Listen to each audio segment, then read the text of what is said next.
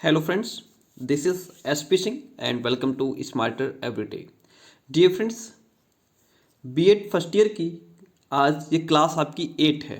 इससे पहले 7 classes complete हो चुकी हैं, क्लास नंबर 8 है जिसमें हम लोग वाद पढ़ रहे थे, जिसमें हम लोग आदर्शवाद, प्रकृतिवाद, प्रयोजनवाद पढ़ चुके हैं और आज यथार्थवाद पढ़ेंगे।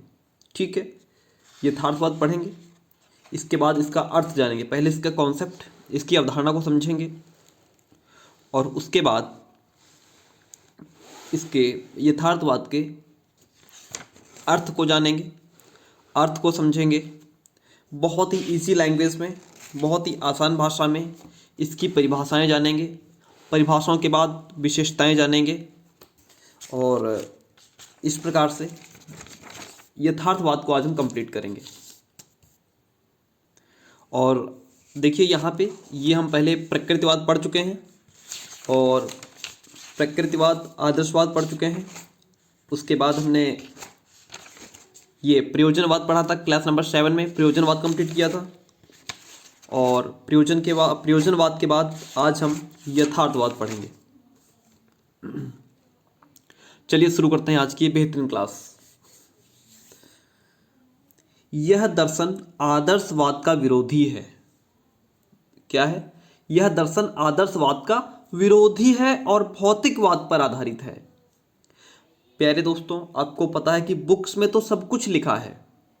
अगर बुक्स से ही समझ आता तो क्या जरूरत थी मुझे इतना मेहनत करके लिख करके आप तक पहुंचाने की, या क्या आपको जरूरत थी मोबाइल से पढ़ने की? बुक सबके पास है, हर कोई बुक से पढ़ सकता है, लेकिन मैंने बुक से डिफरेंट और इजी लैंग्वेज में लिखने का प्रयास किया है।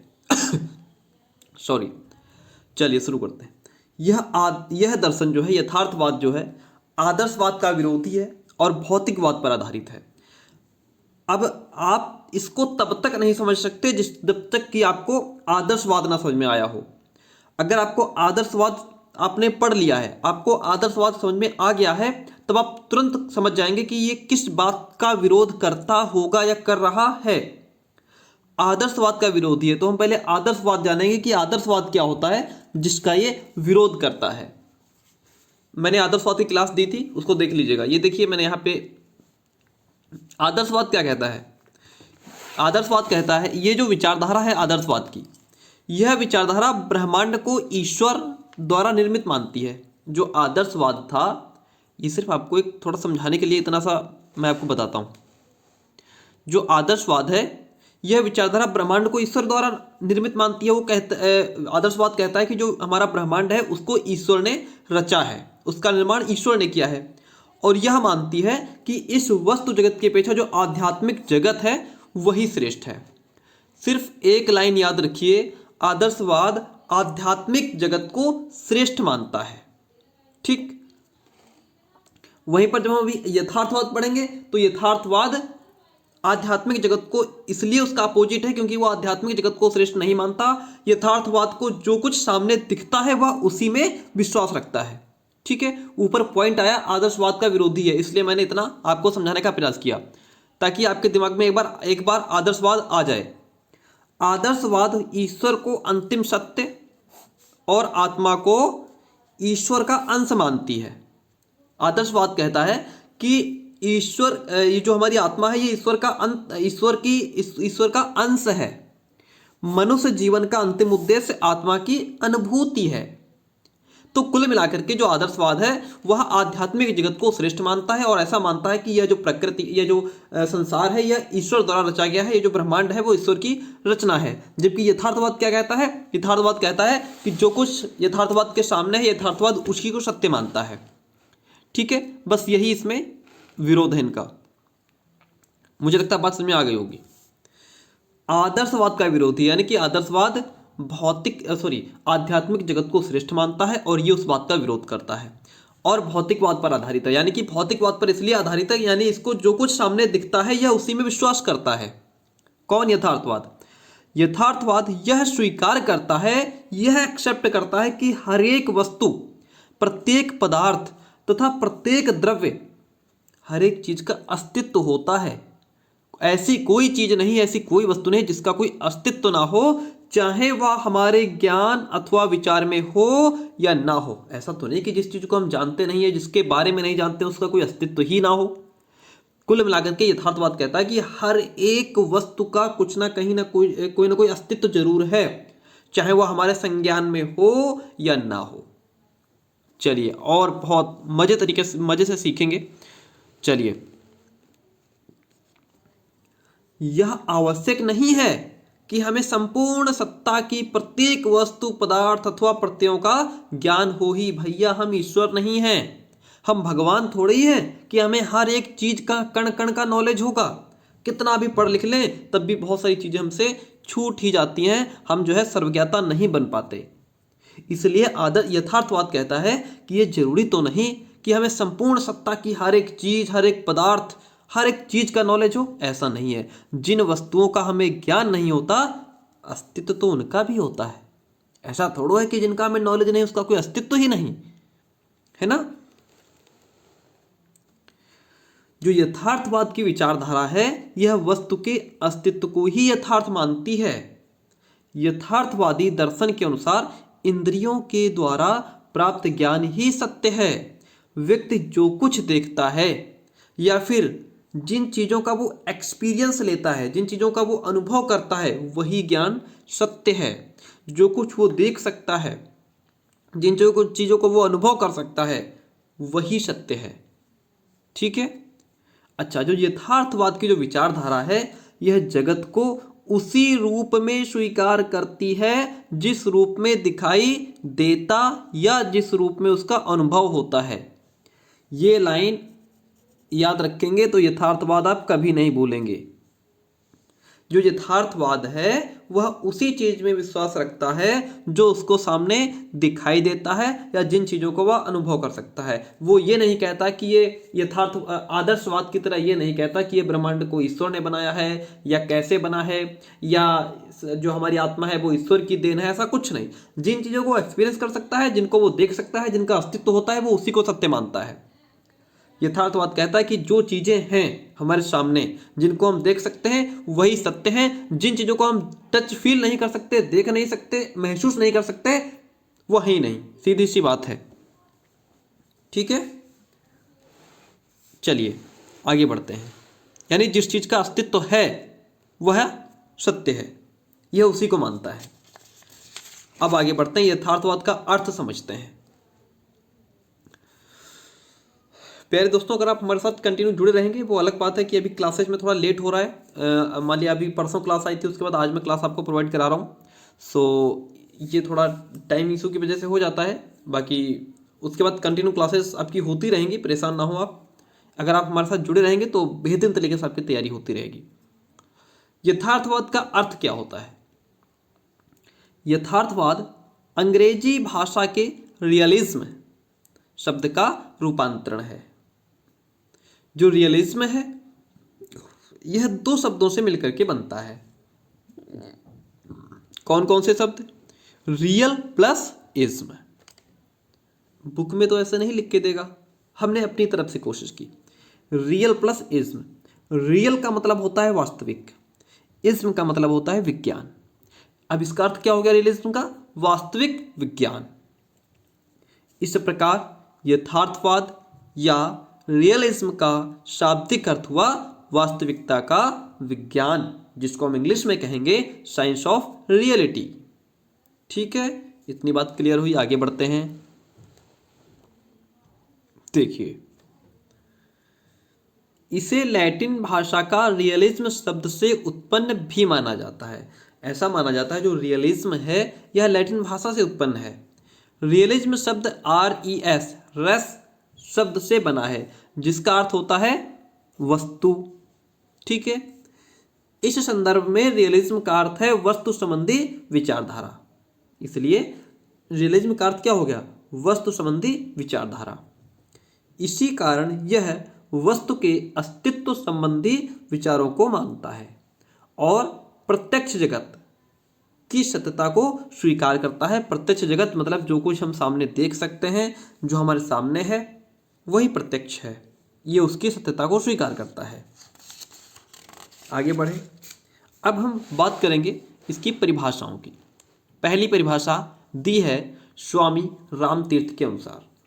स्वामी रामतीर्थ कहते हैं यथार्थवाद का अर्थ यह विश्वास या सिद्धांत है जो जगत को वैसा ही स्वीकार करता है जैसा हमें दिखाई देता है। यथार्थवाद इस संसार को, इस जगत को वैसा ही स्वीकार करता है जैसा वो इसे देखता है। रॉस कहते हैं जो कुछ हम प्रत्यक्ष में अनुभव करते हैं, जिनके पीछे तथा उनसे मिलता जुलता वस्तुओं का एक यथार्थ जगत है। वही बात है कि जो कुछ हम प्रत्यक्ष में अनुभव करते हैं, जो देखते हैं, वही सत्य है। प्यारे दोस्तों, एक बात ध्यान रखिएगा कि आप जो भी टॉपिक पढ़ें उससे रिलेटेड 2 डेफिनेशन आप याद कर लीजिएगा, रट लीजिएगा। क्योंकि जब आप कोई भी टॉपिक पढ़ेंगे या जब आप वहाँ एग्जाम में लिखेंगे तो वहाँ पे अगर आप 2 डेफिनेशन डाल देंगे ना, तो जितना आप 4 पेज में लिख करके नहीं मार्क्स गेन कर सकते, उतना आपको वो 2 डेफिनेशंस मार्क्स दिलाएंगी। इसलिए याद रखना कि जो भी आप टॉपिक पढ़ रहे हैं उसकी 2 परिभाषाएं बढ़िया तरीके से किसने लिखी है ये भी याद रखना, और परिभाषा क्या है उसकी सटीक वो भी याद रखना। 2 परिभाषाएं अच्छे तरीके से उसमें अगर आप कॉपी में लिख देंगे तो उसका बहुत इफेक्ट पड़ता है। जितने आपको मार्क्स मिलने होते हैं पूरे उसमें टॉपिक में या क्वेश्चन में, अगर 4 नंबर का क्वेश्चन है या 12 नंबर का है लॉन्ग में, तो बहुत अच्छे मार्क्स मिलते हैं उसमें। चलिए, परिभाषाएं बहुत महत्व रखती हैं और इनको हमेशा थोड़ा अलग से ब्लैक पेन से बढ़िया से लिखना होता है। अब हम जानेंगे यथार्थवाद की प्रमुख विशेषताएं क्या होती हैं। विशेषताएं भी हमने इस प्रकार से लिखी हैं। देखिए, मैं आपको 1 सेकंड जस्ट मोमेंट प्लीज मैं दिखा देता हूं कि जैसे ये बुक है शिक्षा के दार्शनिक एवं समाजशास्त्रीय परिप्रेक्ष्य, लखनऊ यूनिवर्सिटी वाले देख रहे हो तो उनका ये फर्स्ट पेपर है, जिसमें यहाँ पे देखो दिया हुआ है सब। ये देखिए, यहाँ से मैं आपको पढ़ा रहा हूँ। आदर्शवाद हमारा हो गया है और हमने प्रकृतिवाद पढ़ लिया है। बुक में देखेंगे तो काफ़ी अलग मिलेगा आपको। प्रयोजनवाद हमने पढ़ लिया है और आज हम यथार्थवाद पढ़ रहे हैं। ठीक है, तो ये आपका होगा। और अगर कानपुर यूनिवर्सिटी वाले देख रहे हैं तो उनका ये वाली बुक होगी, शिक्षा के दार्शनिक परिप्रेक्ष्य। ठीक है, इसमें भी देखो दिया हुआ है। तो ये जो मैं पूरा हम तैयार करते हैं कंटेंट, अब देखिए सब अलग अलग बुक हमारे पास हैं, तो उनसे मैच करके आदर्शवाद हो गया, यथार्थवाद आज हम पढ़ रहे हैं, ये वाला टॉपिक रियलिज्म है ना। तो ठीक है, ये बुक है कानपुर यूनिवर्सिटी वालों के लिए है, और ये लखनऊ यूनिवर्सिटी वाले जो बच्चे हैं उनकी है, शिक्षा के दार्शनिक एवं समाजशास्त्रीय परिप्रेक्ष्य। चलिए शुरू करते हैं। यथार्थवाद की प्रमुख विशेषताएं। पारलौकिकता को अस्वीकार करना। यथार्थवाद इस प्रत्यक्ष भौतिक जगत को ही वास्तविक मानता है। वो कहता है जितना प्रत्यक्ष है, जो भौतिक जगत है, यह उसी को वास्तविक मानता है। उसके अनुसार इस लोक से परे कोई लोक नहीं है। वो कहता है कि जिस भौतिक जगत में हम रह रहे हैं, जो हमारे सामने है, वही लोक है, इससे परे कोई लोक नहीं है। यथार्थवाद आत्मा परमात्मा के अस्तित्व के विचार को ही नहीं मानता। यथार्थवाद, जैसे आदर्शवाद कहता है कि हमारी आत्मा जो है परमात्मा का अंश है और ये जो जगत है, ये ब्रह्मांड है, ये ईश्वर की रचना है, लेकिन यथार्थवाद सीधा नकार देता है। वह आत्मा और परमात्मा के अस्तित्व के विचार को बिल्कुल नहीं मानता। ठीक है,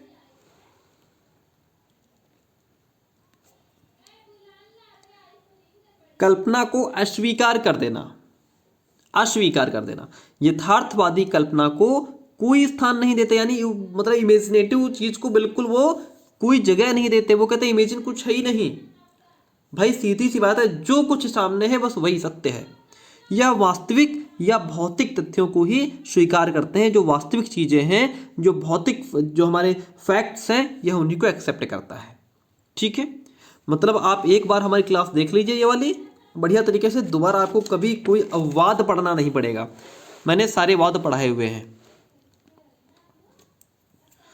वस्तु जगत में नियमितता को स्वीकार करना, यानी कि रेगुलरिटी बहुत आवश्यक है। यथार्थवाद दर्शन के अनुसार अनुभव और ज्ञान के लिए रेगुलरिटी का होना बहुत आवश्यक है। वो कहता है कि अगर आप एक्सपीरियंस लेना चाहते हैं, नॉलेज लेना चाहते हैं, तो उसके लिए रेगुलरिटी आवश्यक है। प्रयोग पर बहुत बल देता है। जो यथार्थवाद की विचारधारा है यह निरीक्षण, अवलोकन तथा प्रयोग पर बल देती है। इसके अनुसार किसी अनुभव को तब तक स्वीकार नहीं किया जा सकता जब तक कि वह निरीक्षण और प्रयोग की कसौटी पर सिद्ध ना हो गया हो। कोई भी कोई भी कार्य हो, कोई भी किसी भी चीज़ का निरीक्षण हो, उसका प्रयोग हो, वह तब तक सिद्ध नहीं है जब तक कि उसका पूरी तरीके से वो अपनी कसौटी पर सिद्ध ना हो गया हो, अपना पूरी तरीके से सही ना हो गया हो। चलिए आगे बढ़ते हैं। देखिए, मानव के वर्तमान व्यावहारिक जीवन पर बल। जो यथार्थवाद है यह दर्शन, आत्मा, परमात्मा, परलोक आदि के आध्यात्मिक बातों में कोई रुचि नहीं लेता। ये बात मैंने अभी पहले बताई थी कि यह जो यथार्थवाद है वो आत्मा परमात्मा को कुछ नहीं मानता। परलोक यानी कि वो कहता है जो कुछ हमारे सामने है इस लोक से परे कोई लोक नहीं है, है ना। और आध्यात्मिक जो बातें हैं ये उनमें भी कोई इंटरेस्ट नहीं है इसका। यह मनुष्य को एक जैविक पदार्थ मानकर उसका लक्ष्य सुखी जीवन व्यतीत करना मानते हैं। कहते हैं कि बस व्यक्ति का लक्ष्य क्या होना चाहिए कि एक अच्छा और सुखी जीवन व्यतीत करे। वो मनुष्य यह लक्ष्य तभी प्राप्त कर सकता है जब वह भौतिक जगत की अधिकतम वस्तुओं का ज्ञान प्राप्त करके जीवन में उनका पूर्ण उपयोग करे। और वो कहता है कि यह तभी संभव है, वह सुखमय जीवन तभी व्यतीत कर सकता है कि वो जब वो इस भौतिक जगत में जो जितनी भी वस्तुएं हैं उनका ज्ञान प्राप्त करे, उनका अच्छी तरीके से विश्लेषण करे, उनको समझे और उनका फिर पूर्ण उपयोग करे, तभी वो सुखमय जीवन को व्यतीत कर सकता है। माय डियर फ्रेंड्स, मैं आपको बता दूं कि मेरा एक और चैनल है एसपी सर ब्लॉग्स के नाम से, जिसका लिंक डिस्क्रिप्शन में दिया हुआ है। आप चाहे तो मुझे वहाँ भी फॉलो कर सकते हैं। और बता दें आपको, देखिए ये हमने यथार्थवाद आज पढ़ लिया। इससे पहले हम क्या पढ़ चुके हैं, आदर्शवाद, प्रकृतिवाद, प्रयोजनवाद पढ़ चुके हैं। और अगर आपने वो क्लासेज नहीं देखी है तो देख सकते हैं, इनसे पहले मैंने करवाई हुई है। ठीक है, अगर आपका कोई कमेंट रहता हो तो आप कमेंट बॉक्स में छोड़ दीजिए, मैं 100% उसका रिप्लाई देने का प्रयास करता हूँ। और आपसे रिक्वेस्ट है कि जो मेरा चैनल है दूसरा एसपी सर ब्लॉग्स के नाम से, वहाँ मुझे जरूर फॉलो करें। थैंक यू, मिलते हैं नेक्स्ट क्लास में।